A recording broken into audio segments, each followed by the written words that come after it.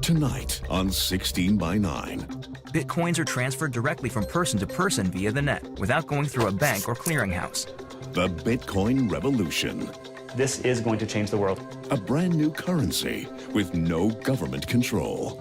No president, no king in this world can stop a Bitcoin transaction. And then, not criminally responsible. It's like being caught in a tide or in the ocean, you know. You're in something that's bigger and stronger than you are. Controversy in the justice system. A killer is a killer is a killer, mentally ill or not. And families caught in the middle. Then, taking a free ride. From my earliest memories I can remember, I've always been fascinated with freight trains. I have a feeling that before this train leaves, someone's gonna come and kick me out.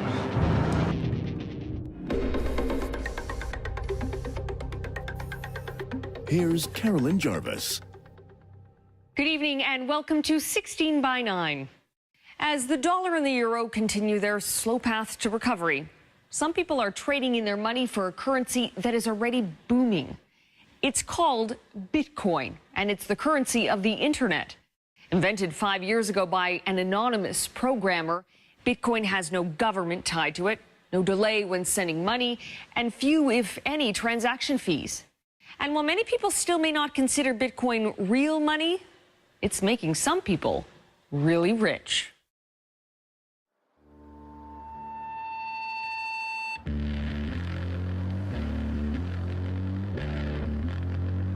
It has been the scene of many uprisings. Berlin, a city both elegant and defiant. At its heart lies a neighborhood called Kreuzberg, the most radical of all. It's a kind of revolutionary area. People here are looking for alternatives to existing systems.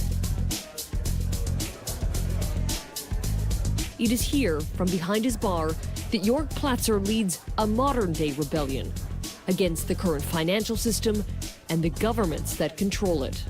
It's a digital money that can be transferred at almost no cost in split seconds around the globe from human to human.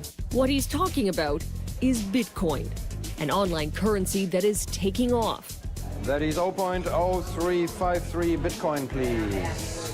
Bitcoin is different than anything you're used to. The dollar, the yen, the euro, currencies are traditionally connected to governments and to banks. But not Bitcoin. That's what makes it so appealing to the radical in Jörg. For example, no president, no king in this world can stop a Bitcoin transaction. Governments accustomed to paper money protected by bank rules are struggling, trying to figure out what to do about this new virtual currency built for the internet age. Some countries have made it illegal, others are trying to regulate it. And just this month, the United States held Senate hearings into Bitcoin. Bitcoin should not be regulated, Bitcoin cannot be regulated, and governments should just take the fingers off Bitcoin. Aaron Koenig is a libertarian who's very public about his view of governments and their banks. We need a different monetary system, and Bitcoin can be it. He blames them for the world's financial woes. The current monetary system is a big fraud. It's a big Ponzi scheme. All this financial crisis we've been through, it's all very much linked to the monetary system that we have, which is a very bad and evil system. And while he doesn't believe in banks, he does believe in Bitcoin.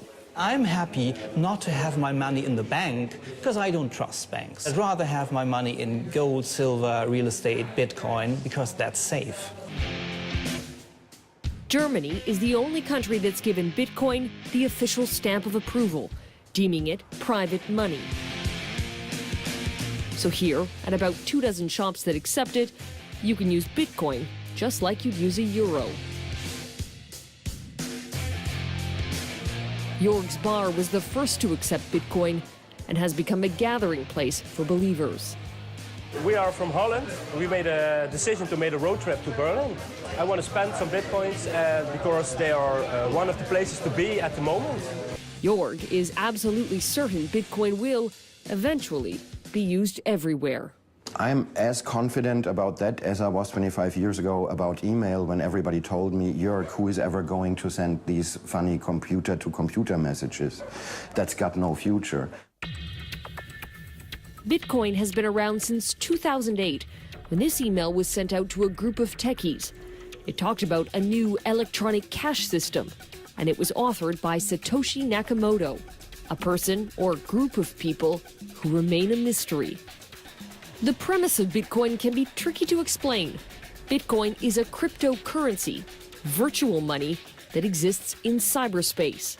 What is Bitcoin? Bitcoin is the first decentralized digital currency. While governments make new money by printing more at the mint, Bitcoins are mined, not unlike gold. Except here, a supercomputer, or even a computer whiz, mines new Bitcoins by cracking a complex code unique to each Bitcoin. With Bitcoin, miners use special software to solve math problems and are issued a certain number of Bitcoins in exchange. When a code is cracked, the person who owns the computer now has a new Bitcoin. And, like a lump of gold, they can sell it or use it to buy things. Bitcoins are transferred directly from person to person via the net, without going through a bank or clearinghouse. And again, like gold, the number of Bitcoin is finite, capped at 21 million.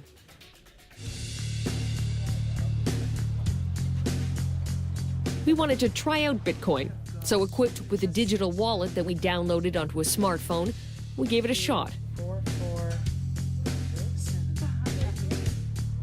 The process is relatively simple. That's my wallet with my code. Our phone scans a code, and Bitcoins instantly go from our digital wallet to the stores. And you've received 0.01572 Bitcoin. Bitcoin to me, yes. Unlike a debit card, the transaction doesn't go through a bank. And unlike a credit card, there were almost no fees.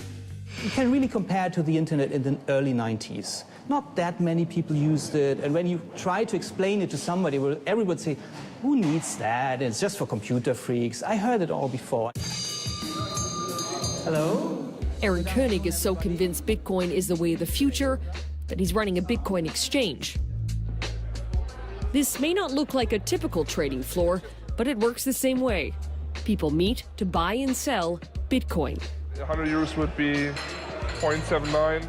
But Bitcoin has another, very different kind of believer than anti-government libertarians. At the epicenter of capitalism in downtown Manhattan, we caught up with the speculators. The problem being a Bitcoin company right now is they want to invest too much money. Jaron Lukasevich, Charlie Shrem, and David Johnston. Think of them as the new generation of dot-com millionaires. Every major venture capital firm in the country is looking to invest in our company, and they're very serious about many companies in the space. All three created Bitcoin startups and reaped the rewards of investing early. When you first bought Bitcoin, how much was it worth? 35. I think 17. $14.56. And how much is it worth today? Gox I saw this morning at 200 and Bitstamp at 190. That's incredible. Yeah. It's just the beginning. Since we recorded that interview in October, Bitcoin has multiplied more than fivefold in price, cracking the $1,000 mark for one Bitcoin. So there are still millionaires to be made. Absolutely. There are billionaires to be made. Perhaps the first billionaires to be made will be the Winklevoss twins of Facebook fame, who reportedly own 1% of all Bitcoin. Today, Charlie Shrem co-owns a bar he bought with Bitcoin, pays his rent with Bitcoin, and he, along with Jaron and David, hope their companies will drive Bitcoin into the mainstream. Something that can be used for someone in their everyday life, the soccer moms, the grandmas, that's when Bitcoin's going to really be valuable. And that's what we're all trying to do. To people who say this isn't real money, you say what? The dollar isn't real money. Speculators are the largest group of Bitcoin owners by far, credited with skyrocketing Bitcoin's value.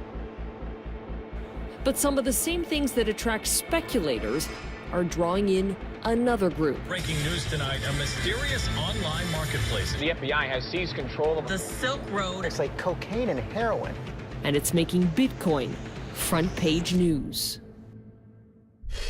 Next, a cyber currency and its criminal connection. It often can become a haven for money launderers, terrorists, narco-terrorists, etc.